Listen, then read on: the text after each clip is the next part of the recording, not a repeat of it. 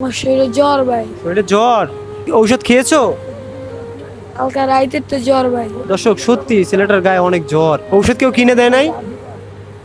কই দেনি। দর্শক, ওর নাম রকি। ওর মা নেই, বাবা পৃথিবীতে বেঁচে আছে কিন্তু বিয়ে করেছে, ভালোবাসে না বলছিল, যার কারণে রাস্তায় বর্তমানে থাকে। ছেলেটার গায়ে অনেক জ্বর, অনেকের কাছে ঔষধ চেয়েছে, কেউ ঔষধ কিনে দেয় নাই, তাই আমি ওরে আজকে ঔষধ কিনে দেবো। আমি ঔষধ কিনে দিলে খুশি হবা?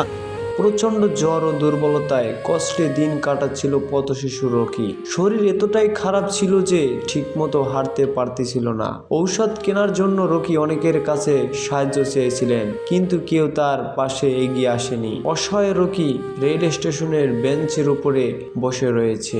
এই হৃদয় বিদারক ঘটনাটি আমার চোখে পড়ে। সাথে সাথে আমি রকির কাছে এগিয়ে যাই, কিছু সময় কথা বলার চেষ্টা করি। শিশুটির শারীরিক অবস্থা দেখে দেরি না করে তাকে আমি নিকটস্থ ডাক্তারের কাছে নিয়ে যাওয়ার চেষ্টা করি। ডাক্তার রকির স্বাস্থ্য পরীক্ষা করে প্রয়োজনীয় ঔষধ দেন, পাশাপাশি ঔষধ কেনার টাকা দিয়ে সহায়তা করি এবং রকিকে দুপুরের খাবারের ব্যবস্থা করি, যাতে খাবার খেয়ে ঔষধ খেতে পারে। দর্শক, আমাদের ভিডিওগুলো আপনাদের কাছে কেমন লাগে অবশ্যই কমেন্ট করে আমাদেরকে জানাবেন। আপনাদের লাইক কমেন্ট শেয়ার পেলে আগামী দিনে এই ধরনের ভালো ভালো কাজ আমরা করতে পারবো।